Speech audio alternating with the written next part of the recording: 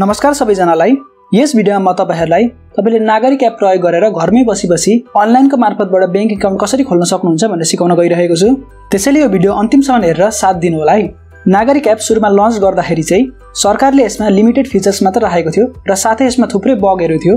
तर रिसेन्टली आएको अपडेटमा चाहिँ नागरिक एपको फुल भर्जन लन्च भएको छ र यसमा थुप्रै फिचरहरु एड भएको छ र साथै यसमा रहेको बगहरुलाई पनि फिक्स गरिएको छ। अहिले लन्च भएको नागरिक एपमा चाहिँ कुन फिचर छ र त्यसको प्रयोग कसरी गर्ने भनेर एउटा भिडियो हाम्रो किरण सरले बनाउनु भएको छ। त्यो भिडियोको लिंक चाहिँ मैले यहाँ आई बटनमा राखिदिएको छु। त्यसमा क्लिक गरेर तपाईहरुले यो नागरिक एपको कम्प्लिट डिटेल इन्फर्मेसन पाउन सक्नुहुन्छ। यस भिडियोमा चाहिँ म तपाईहरुलाई त्यो मध्येको एउटा फिचर जुन एकदमै युजफुल छ त्यो भनेको नागरिक एपबाट तपाईहरुले बैंक अकाउन्ट खोल्न सक्नुहुन्छ।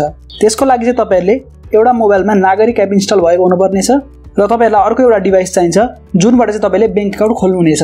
मैले चाहिँ यो कामको लागि एउटा मोबाइल प्रयोग गरेको छु र अर्को ल्यापटप प्रयोग गरेको छु।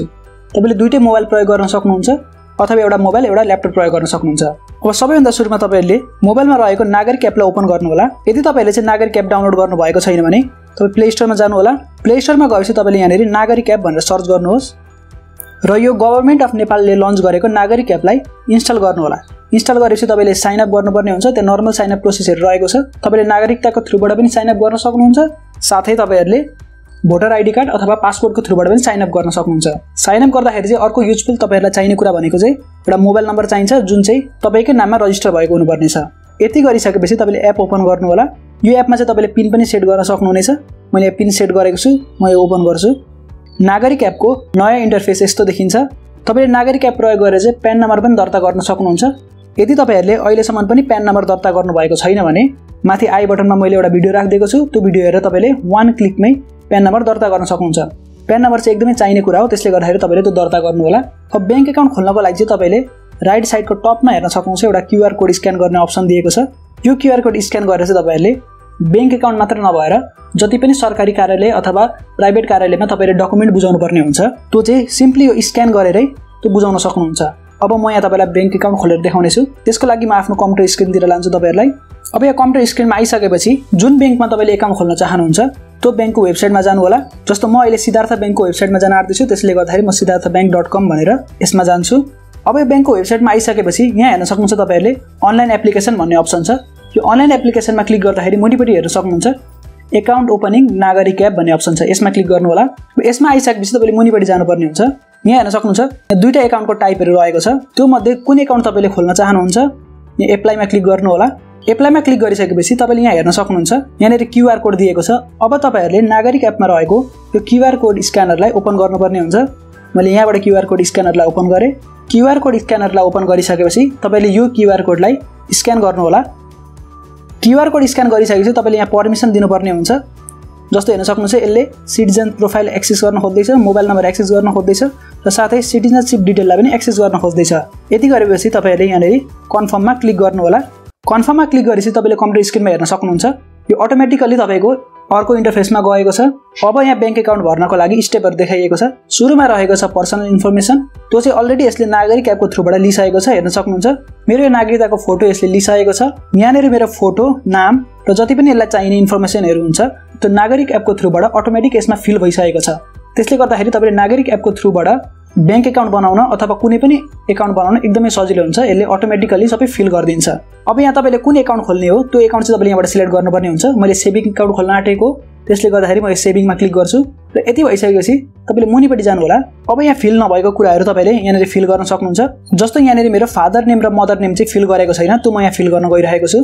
यहाँ अटोमेटिक फिल नभएको कुराहरु फिल गरिसकेपछि तपाईले सिम्पली प्रोसिडमा क्लिक गर्नु होला। प्रोसिडमा क्लिक गरेपछि तपाईहरु यो स्टेपमा आउनुहुन्छ। यो स्टेपमा तपाईहरुले यदि बिजनेस पर्पजको लागि अकाउन्ट खोल्न आँट्दै हुन्छ नि फर बिजनेस चुज गर्नु होला र तपाईहरु स्टुडेन्ट हुनुहुन्छ भने चाहिँ फर स्टुडेन्ट भनेर चुज गर्नु होला। यति गरिसकेपछि तपाईले यहाँनेर तपाईले एजुकेसन क्वालिफिकेसन चुज गर्नुपर्ने हुन्छ। मैले यहाँ ग्रेजुएट चुज गरे। तपाईहरु कुन क्लासमा पढ्दै हुन्छ त्यही अनुसारले तपाईले यहाँ चुज गर्न सक्नुहुन्छ। जस्तो तपाईले यहाँ अदरमा क्लिक गरेर यतिकै छोड्न पनि सक्नुहुन्छ र त्यसपछि तपाईहरुले यहाँनेरि डिटेल फर रिलेटेड कलेज भनेको छ। अब यहाँ आफ्नो कलेजको नाम लेख्नु होला। मैले आफ्नो कलेजको नाम यहाँनेर लेखे। त्यसपछि तपाईले यहाँ एड्रेस दिनु होला। यो फोन नम्बर चाहिँ कम्पल्सरी छैन। त्यसले गर्दाखेरि यो फोन नम्बर मैले यहाँ हालिन। अब तपाईहरुले यहाँ एनुअल ट्रान्ज्याक्सन कति गर्नुहुन्छ त्यो तपाईले यहाँनेर राख्नु होला र तपाईले कतिवटा एनुअल ट्रान्ज्याक्सन गर्नुहुन्छ त्यो पनि यहाँनेर लेख्नु होला। मैले यहाँनेर डिफल्ट जे छ त्यही छोड्दिएको छु र सिम्पली प्रोसिडमा क्लिक गरे। यति गरेपछि तपाईले यहाँनेर नोमिनी राख्ने हो भने यसमा क्लिक गर्नु होला। मैले नोमै क्लिक गरेँ।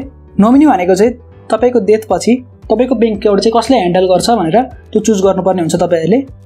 मैले चाहिँ अहिले यसलाई नोमै राखेको छु। त्यसपछि तपाईले मुनिपटि हेर्न सक्नुहुन्छ, यसमा टिक लगाइदिनु होला। त्यसपछि मुनि हेर्न सक्नुहुन्छ तपाईले रिक्वायर्ड सर्भिस भनेर अब तपाईलाई के चाहिन्छ। मोबाइल बैंकिङ चाहिन्छ भने मोबाइल बैंकिङमा क्लिक गर्नु होला, इन्टरनेट बैंकिङ चाहिन्छ भने इन्टरनेट बैंकिङमा क्लिक गर्नु होला र मोबाइल बैंकिङमा चाहिँ तपाईलाई एसएमएस अलर्ट मात्र चाहिन्छ भने यो मात्र चुज गर्नु, अथवा तपाईहरुको ट्रान्ज्याक्सनको इन्क्वायरी मात्र चाहिन्छ भने यो मुनिको चुज गर्नु होला, अथवा तपाईलाई सम्पूर्ण सुविधाहरु चाहिन्छ मोबाइल बैंकिङको भने यो सबैभन्दा मुनिपटिको चुज गर्नु होला। मैले फाइनान्शियल रोलमा क्लिक गरेँ।